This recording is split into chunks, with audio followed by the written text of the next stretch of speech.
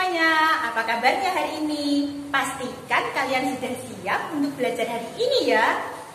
Nah, pernah nggak sih kalian melihat jagung yang dalam satu pohon memiliki dua tongkol?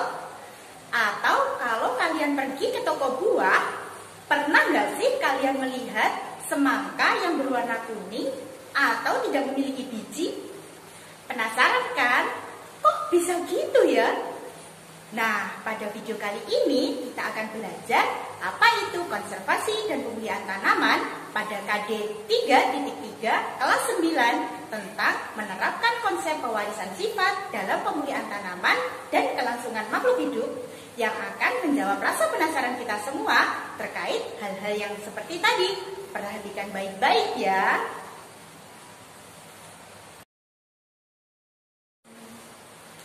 Teman-teman pernah dengar nggak sih apa itu konservasi dan pemulihan tanaman?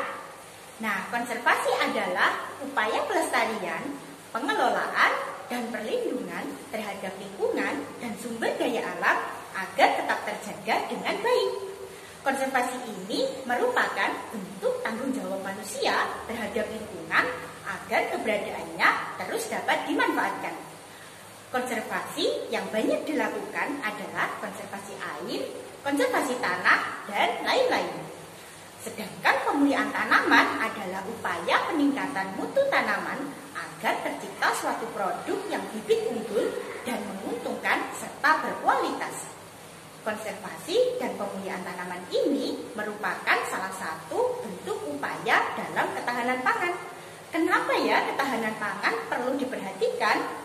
Apa ya hubungannya dengan konservasi dan pemulihan tanaman? Lalu bagaimana ya penerapannya dari konservasi dan pemulihan tanaman itu sendiri? Yuk kita pelajari bersama-sama.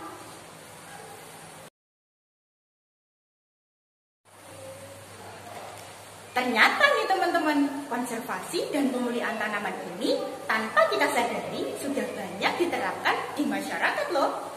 Nah, dalam penerapannya ternyata ada beberapa hal yang menjadi titik permasalahan dalam konservasi dan pemulihan tanaman. Untuk lebih lanjut, yuk kita simak video berikut untuk melihat bagaimana kondisi konservasi dan pemulihan tanaman yang sudah ada.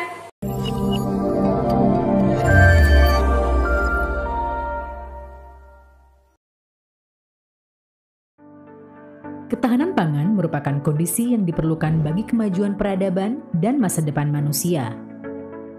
Sejak beberapa abad lalu, peradaban selalu berkembang pesat di mana manusia dapat mengorganisir dan memastikan bahan pangan selalu tersedia. 1000 tahun lalu, bumi hanya dihuni oleh sekitar 300 juta orang. 500 tahun kemudian, angkanya diperkirakan naik menjadi 500 juta orang. 200 tahun lalu, jumlah penduduk dunia kembali meningkat menjadi 1 miliar. Dan sejak itu, populasi dunia terus melonjak hingga 6 miliar pada tahun 2000. Para ahli memperkirakan akan ada lebih dari 9 miliar penduduk dunia pada tahun 2050 yang harus dipenuhi kebutuhan pangannya. Dan 300 juta diantaranya hidup di Indonesia. Namun, seiring dengan jumlah penduduk yang semakin banyak, jumlah lahan yang tersedia untuk pertanian semakin berkurang. Sehingga, para petani harus mendapatkan hasil yang lebih tinggi dari tanah yang tersedia dengan tetap mempertahankan kualitas tanah dan air untuk keberlanjutan pertanian di masa mendatang.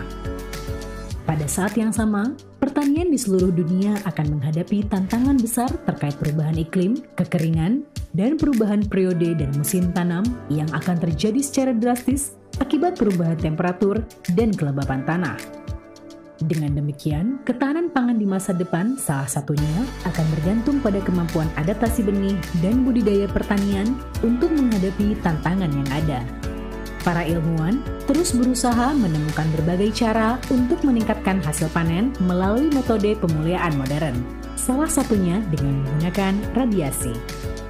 Metode ini pun mampu menghasilkan varietas tanaman dengan sifat yang jauh lebih baik dibandingkan varietas induknya. Seperti waktu tanam yang lebih pendek, hasil yang lebih tinggi, meningkatkan sifat kualitas tanaman yang mampu beradaptasi dan toleran terhadap perubahan faktor iklim, serta memiliki ketahanan yang lebih baik terhadap hama dan penyakit tanaman. Untuk menghasilkan mutasi tanaman yang diinginkan, biji atau bagian tanaman lainnya dipaparkan dengan radiasi pengion, seperti sinar gamma. Benih yang telah diradiasi kemudian ditanam dan diseleksi untuk mendapatkan karakteristik yang diinginkan. Tanaman hasil seleksi kemudian ditanam selama beberapa generasi untuk menghasilkan tanaman yang homogen atau seragam.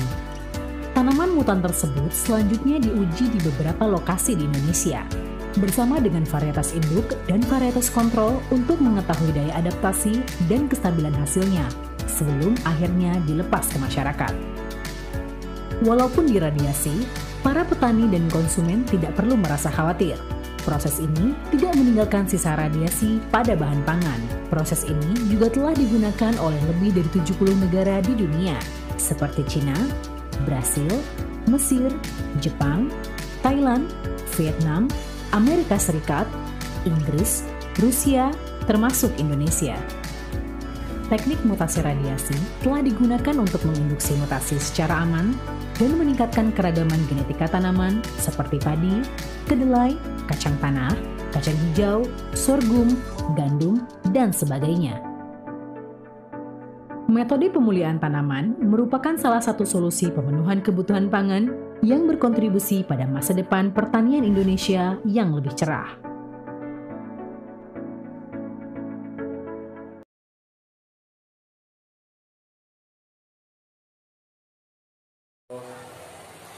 Nah, karena pentingnya fungsi dari konservasi dan pemulihan tanaman ini, pemerintah sudah mengaturnya dalam undang-undang loh, yaitu dalam Undang-Undang Nomor 12 Tahun 1992 tentang Sistem Budidaya Tanaman.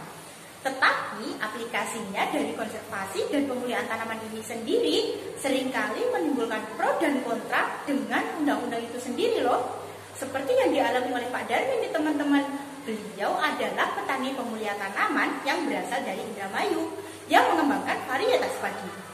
Tetapi Pak Darmin ini seringkali menemui kendala saat prosesnya baik secara eksternal maupun secara internal. Simak video yang dikutip dari CNN Indonesia berikut untuk mengetahui cerita dari Pak Darmin. Menjadi seorang petani, sebut saja pemulia benih di Indonesia, amat miris. Untuk menciptakan padi varietas baru, petani harus mengeluarkan uang yang banyak dan proses perizinan yang amat ketat dari pemerintah. Dan di sini pun petani sulit untuk mengembangkan bibit sendiri, petani bahkan harus membeli dari perusahaan benih besar.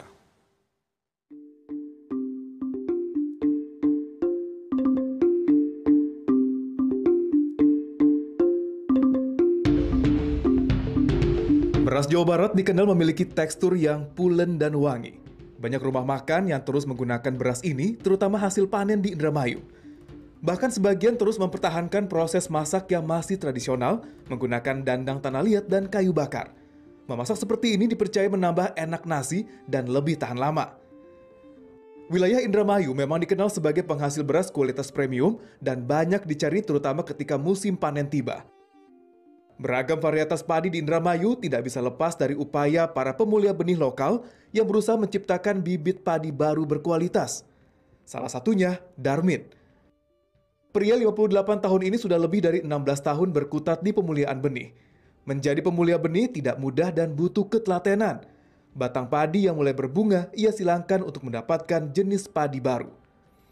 Gadis Indramayu dan pemuda idaman adalah benih padi yang berhasil dikembangkan Darmin. Varietas ini mulai banyak ditanam di wilayah Kecamatan Cikedung, Kabupaten Indramayu, tempat tinggalnya. Selain enak, kedua jenis benih baru ini dikenal karena umurnya yang pendek dan tahan hama penyakit. Keinginan Darmin menjadi pemulia benih semakin besar ketika melihat banyak petani yang gagal panen karena menggunakan bibit subsidi pemerintah. Jadi menurut orang beli, teman-teman, kalau dari subsidi kadang-kadang ancur-ancuran padinya tuh. Karena belinya dari tengkulak, nebas, menurut dia tuh. Terus dibikin benih tuh untuk subsidi, untuk bantuan.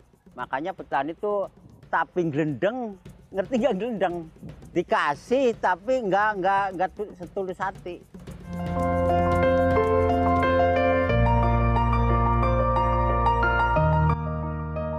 Benih padi yang sudah disilangkan kemudian ditanam di sawah dekat rumahnya.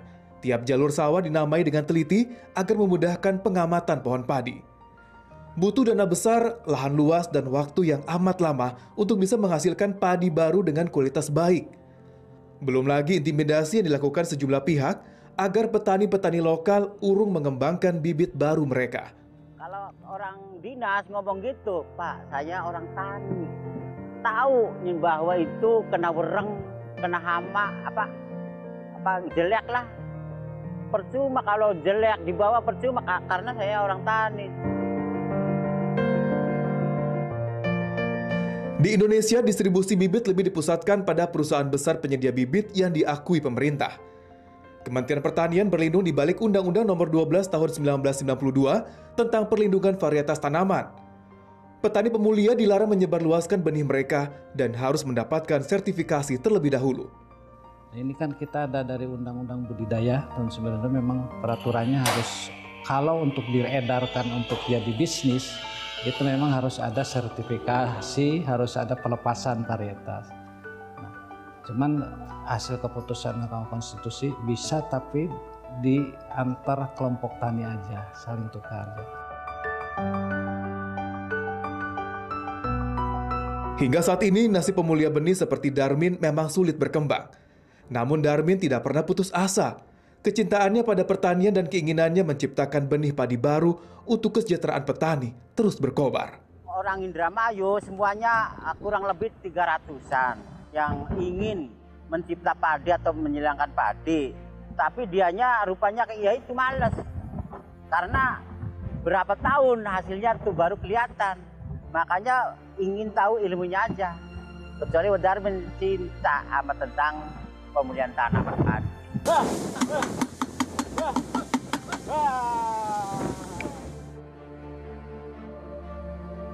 Ruli Kurniawan, Indramayu, Jawa Barat.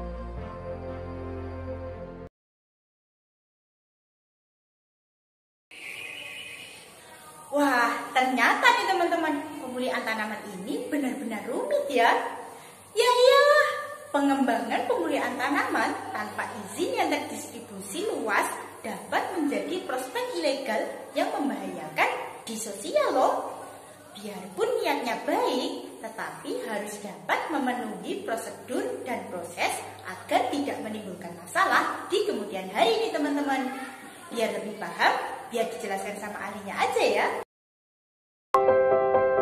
Anda pernah makan durian? Apakah Anda bisa membedakan kedua durian ini? Dua durian ini adalah durian yang berbeda. Satu dari Thailand, satu lagi dari Indonesia. Durian Kromo Banyumas namanya. Bagaimana kita bisa mengetahui bahwa durian tersebut berbeda? Padahal sama-sama buah durian. Walaupun sama, dua buah durian ini memiliki DNA yang berbeda. Dari dua jenis buah yang sama, jika DNA-nya berbeda, maka dia adalah buah yang berbeda. Tapi, bagaimana kita tahu jika tidak ada daftar jenis buah atau tanaman dengan DNA yang spesifik? Di beberapa negara Eropa, Amerika, dan Asia, tanaman sudah memiliki barcode sendiri sebagai salah satu cara mengidentifikasi varietas tanaman.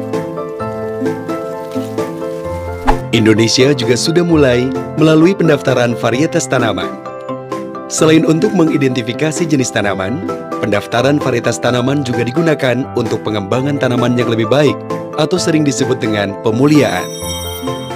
Indonesia adalah negara agraris, memiliki banyak varietas untuk satu jenis tanaman tertentu, dan seluruh varietas itu dikuasai oleh negara seperti tersebut dalam Undang-Undang Nomor 29 Tahun 2000 Pasal 7 Ayat 1. Sampai November 2019, varietas tanaman yang sudah didaftarkan kurang lebih sebanyak 1.600 varietas. Masih ada ribuan jenis spesies tanaman di Indonesia yang belum dieksplorasi.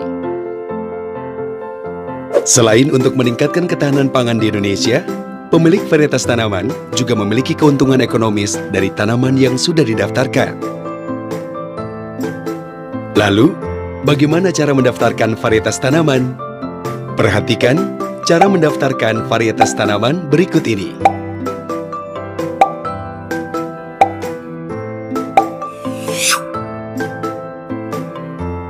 Atau Anda bisa mendaftarkannya secara online di www.simple.pertanian.go.id.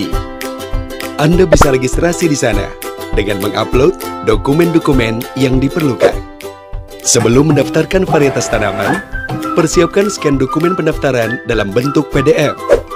Registrasikan alamat email Anda pada kolom berikut.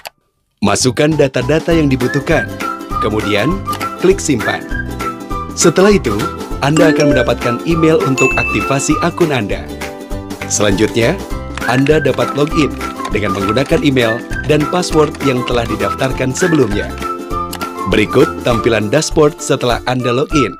Jika Anda sudah pernah login sebelumnya, Anda dapat melihat data permohonan Anda sebelumnya. Setelah varietas Anda didaftarkan, tanaman tersebut akan menerima sertifikat. Setelah mendapatkan sertifikat, tindak lanjut pasca pendaftaran varietas tanaman lokal secara berkelanjutan. Pelestarian varietas, perbanyakan tanaman, pembuatan duplikat varietas, penyimpanan benih dan rejuvenasi atau peremajaan, pengembangan dan pemanfaatan, sumber materi genetik untuk perakitan varietas baru. Sebagai salah satu cara pengembangan dan pemanfaatan varietas tersebut adalah pelepasan tanaman. Dengan pelepasan tanaman, masyarakat dapat mengambil manfaat ekonomi varietas tanaman tersebut dengan menjualnya. Pelihara keanekaragaman ini. Tanpa keanekaragaman, hilang Indonesia ini. Benteng menjaga itu adalah saudara. Mari daftarkan varietas tanaman Anda untuk ketahanan dan pembangunan Indonesia. Nah, teman-teman, sudah ada gambaran kan bagaimana itu konservasi dan pemulihan tanaman?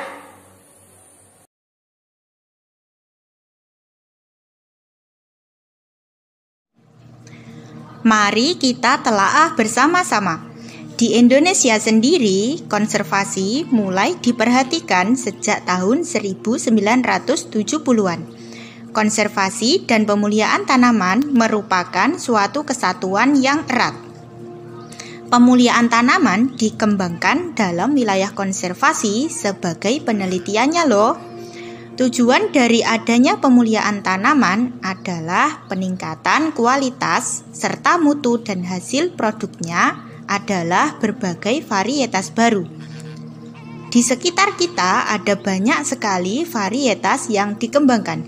Sebut saja jagung hibrida, semangka tanpa biji, semangka dengan bentuk dan warna yang beragam, serta berbagai varietas padi yang memiliki banyak kelebihan.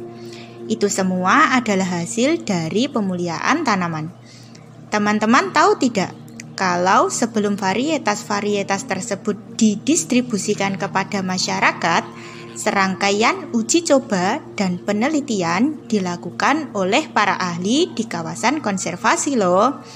Hal ini dilakukan untuk melihat seberapa tinggi tingkat keberhasilan dari varietas yang dikembangkan. Coba bayangkan jika produk tersebut gagal dan sudah menyebar kemana-mana. Bukan peningkatan mutu yang didapatkan, melainkan gagal panen besar-besaran yang akan terjadi. Ih, ngeri. Selain itu, pengembangan varietas ini adalah wujud pelestarian dan biodiversitas genetik serta penyangga ekosistem dan sumber daya alam untuk kelangsungan kehidupan hingga masa depan. Lalu teman-teman, bagaimana ya cara varietas-varietas itu dikembangkan? Apa ya yang dilakukan pada tanaman-tanaman tersebut?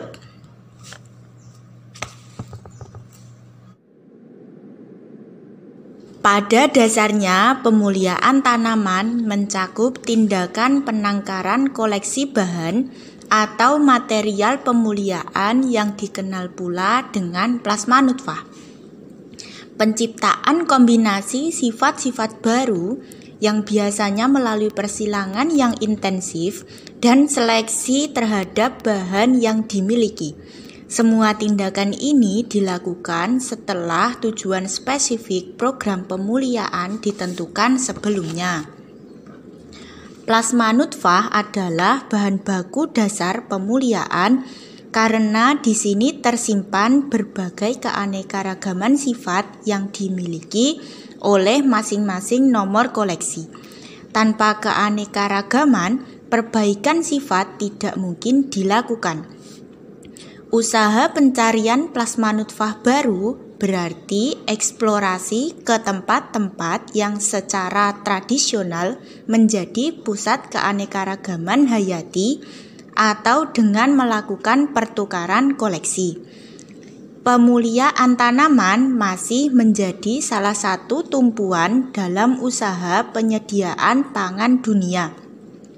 Meskipun demikian, sejumlah isu dan keprihatinan telah dilemparkan terhadap program pemuliaan tanaman, seperti penyempitan keanekaragaman genetik dan lain-lain. Konservasi dan pemuliaan tanaman ini ada banyak sekali jenisnya. Penjelasan dan penggolongan konservasi dan pemuliaan tanaman ini didasarkan pada teknik-teknik yang dilakukan. Seperti ini penjelasannya ya. Pemuliaan tanaman diharapkan dapat membawa perubahan dan peningkatan kesejahteraan, terutama dalam hal ketahanan pangan. Pemuliaan tanaman secara aplikatif diharapkan dapat mengubah ke arah yang lebih baik. Dalam hal ini, yang diubah adalah sifat yang menurun atau karakteristik yang sama seperti indukannya. Konservasi dan pemuliaan tanaman ini juga berdasarkan pada cabang ilmu pengetahuan yang lain seperti genetika, botani, biologi, statistika, dan lain-lain. Bahkan konservasi dan pemuliaan tanaman ini memiliki unsur seni di dalamnya yang melibatkan perasaan atau subjektivitas pemuliaannya. Alur baku pemuliaan tanaman adalah yang pertama, menentukan tujuan pemuliaan tanaman yang merupakan berkelanjutan atau sustainable.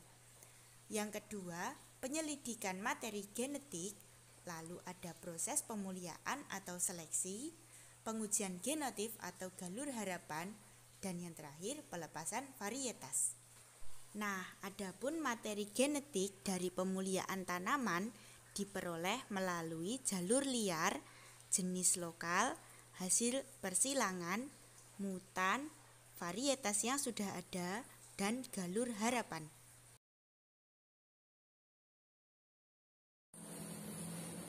Sedangkan dalam peningkatan keragaman hayati melalui pemuliaan tanaman dapat dilakukan dengan teknik-teknik seperti domestikasi, yaitu proses pemilihan tanaman yang dikehendaki dari populasi tanaman yang tumbuh liar untuk dibudidayakan secara menetap dan berlanjut. Kemudian ada introduksi, yaitu proses mendatangkan suatu kultivar tanaman ke suatu wilayah. Kemudian ada mutasi, adalah kegiatan mengubah susunan genetik pada suatu tanaman dengan cara pemberian perlakuan menggunakan mutagen. Lalu ada ploidisasi, adalah organisme yang memiliki kromosom lebih dari 2 set. Hibridasi yaitu penggabungan beberapa sifat dengan cara menghilangkan antar tanaman yang berbeda, bisa antar varietas dalam satu spesies atau antar spesies dalam satu genus. Dan yang terakhir adalah pemanfaatan bioteknologi yang dilakukan dengan cara rekayasa genetika, gen editing, variasi soma klonal, dan difusi sel. Begini teman-teman, konservasi dan pemuliaan tanaman berfokus pada penghasilan varietas baru yang memungkinkan adanya produk dengan kualitas unggul. Teman-teman tentu sudah tahu kan, kalau untuk menghasilkan sebuah varietas diperlukan serangkaian uji coba dan penelitian hingga produk siap dipasarkan. Penasaran tidak sih gimana ya mereka melakukan uji coba? Perhatikan tayangan berikut yang menunjukkan bagaimana teknik penyilangan pada tanaman tomat. Get up, time is barely on our side. I don't wanna waste what's left. The storms we chase are leading us, and love is all we'll ever trust. Yeah, no, I don't wanna waste what's left. And on we'll go, through the wastelands, through the highways, till my shadow turns to sun rays. And on we'll go, through the wastelands, through the highways, and on we'll go.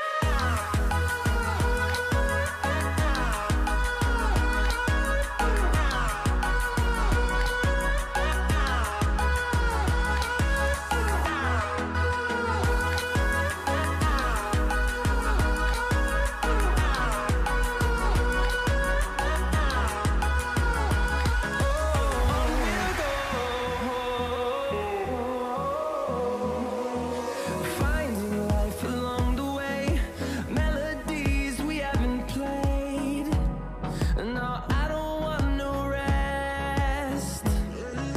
Echoing around these walls, fighting to create a song. I don't wanna miss a beat. And on we'll go, through the wastelands, through the highways, till my shadow turns to sun rays. And on we'll go, through the wastelands, through the highways, and on we'll go.